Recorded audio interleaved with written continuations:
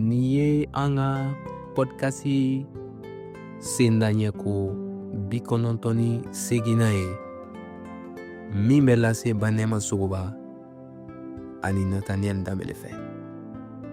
Bi alamisa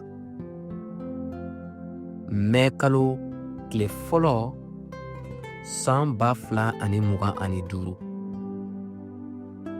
an ka bi verset kalanta o bɛ bɔ Romɛkaw kitabu la. Romɛkaw kitabu sura 12 a verset 1.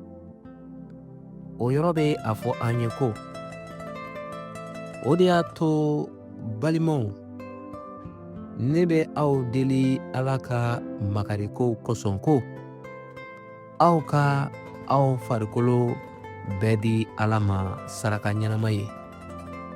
A senuman o ka di Ala ye. O de ye aw ka batoli hakilima ye. Nin verset bɛ an wele ka an ka ɲɛnamaya bila a danna kɛrɛnkɛrɛnnenya la Ala ye.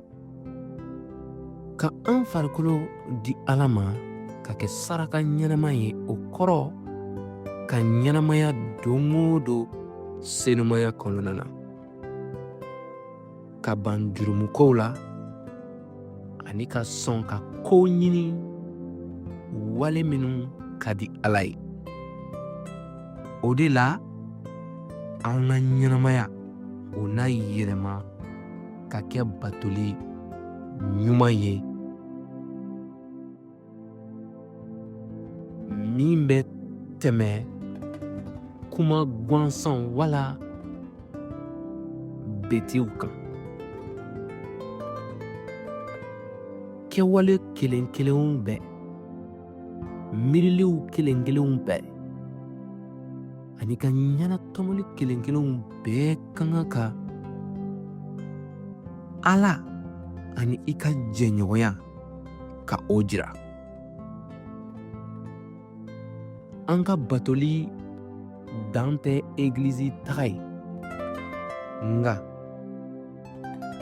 an ka ɲɛnamaya kɛcogow fɛ ani an ka kaminɛli ani Ala kanuya kɔnɔna na.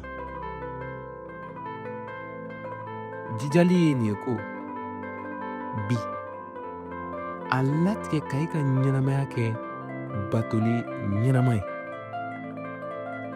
A to Ala ka kanuya o ka i yɛlɛma ani i ka kɛ kɛnɛ baarakɛminɛn ye nin diɲɛ kɔnɔna na. Ni laseli kɛra ka bɔ Delivré par Christ yɔrɔ ka kibaru duman fɔ ni dɔnkili ye.